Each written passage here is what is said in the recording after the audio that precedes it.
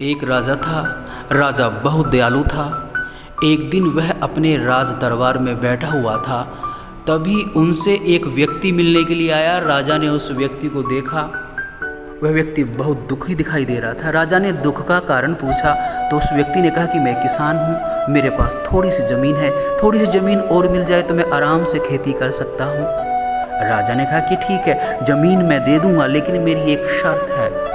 और राजा ने शर्त बताई। राजा ने कहा कि देखो, जहाँ से आप चलोगे सुबह, और जितनी ज़मीन आप नाप सकते हो नाप लें, लेकिन शाम को जहाँ से चले हो वहीं वापस आपको लौटना होगा, और वो उतनी ज़मीन आपकी हो जाएगी। किसान बहुत खुश हुआ। कहते हैं कि किसान रात को सो न सका, पूरी रात करवटें बदलता रहा। सुबह जल्दी उठा और समय से पहले वहाँ पर पहुँच गया। राजा और उसका मंत्री भी वहाँ पर आ गए थे। राजा ने हरी झंडी दिखाई और वो किसान चला। देखता है बड़ी सुंदर ज़मीन है, हरियाली ज़मीन है। चलता रहा। भूख लगी, उसने खाना फेंक दिया, कहीं ज़मीन जो है कम ना नाप लूँ। प्यास लगी, पानी फेंक दिया। और अब शाम होने को थी, वापस लौटने लगा और सोच रहा है ये 15-16 किलोमीटर की ज़मीन मेरी हो गई है। बहुत खुश है, प्रसन्न है, भाग रहा है।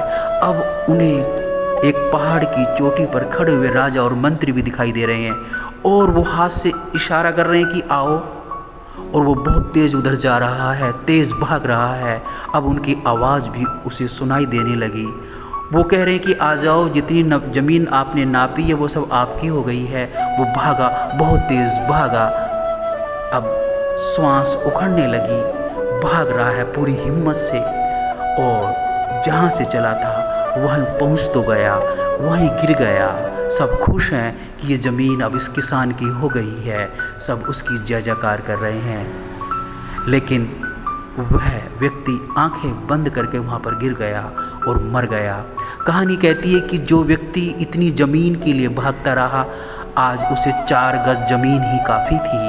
आज उसकी कब्र जो है 4 गज ज़मीन में ही होगी। इतने भागने के बाद भी ये कहानी हमें शिक्षा देती है कि मनुष्य को हमेशा धर्म के बारे में भी सोचना चाहिए, मृत्यु के बारे में भी सोचना चाहिए। इसलिए मनुष्य को श्रेष्ठ अच्छे काम करने चाहिए।